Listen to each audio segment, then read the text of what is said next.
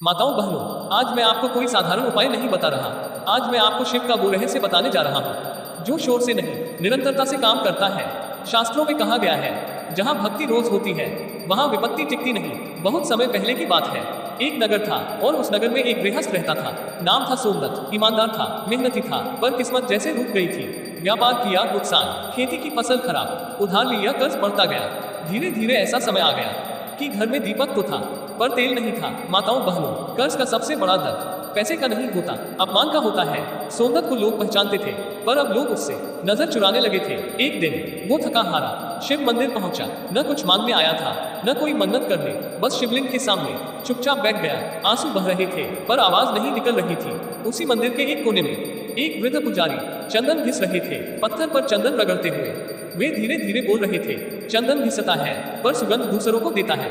ये शब्द सोमदत्त के हृदय में उतर गए। उसने पूछा, महाराज, मेरे जीवन में तो केवल घिसाव है, सुगंध कब आएगी? पुजारी मुस्कुराए और बोले, घर में चंदन है। सोमदत्त ने सिर झुका लिया। न शिला है न चंदन, बस कर्ज है। पुजारी बोले, शिला न हो तो पत्थर सही, चंदन कम हो तो भी चलेगा, पर नियम मत तोड़ना। माताओं बहनों, यहीं से उपाय शुरू होता है। पुजारी ने कहा, उंगली से दाहिनी ओर इशारा रोज। उंगली से दाहिनी ओर इशारा किसी पत्थर या चंदन शिला पर। उंगली से दाहिनी ओर इशारा 2 बूंद जल डालना। उंगली से दाहिनी ओर इशारा चंदन को 2-4 बार रगड़ना। और उस चंदन को अगर घर में शिवलिंग हो तो शिव जी को लगाना, और अगर ना हो तो जल से भरे कलश पर लगाकर शिव को अर्पित करना। और ध्यान रखना, ये काम दिखावे के लिए नहीं, निरंतरता के लिए है। सोमदत्त घर लौटा, छोटा सा पत्थर लिया, थोड़ा सा चंदन मिला। पहले दिन किया, कुछ नहीं हुआ। दूसरे दिन किया, फिर भी कुछ नहीं। तीसरे दिन भी कोई चमत्कार नहीं दिखा। माताओं बहनों, यहीं पर अधिकतर लोग उपाय छोड़ देते हैं, पर सोमदत्त नहीं रुका। चौथे दिन उसका मन हल्का होने लगा। 7वें दिन एक पुराना ग्राहक आया। 15वें दिन रुका हुआ पैसा लौटा। और एक दिन सोमदत्त ने कहा, कर्ज अभी पूरा नहीं उतरा, पर डर उतर गया है। याद रखना, डर उतरते ही कर्ज उतरने लगता है। 3 महीने बीते।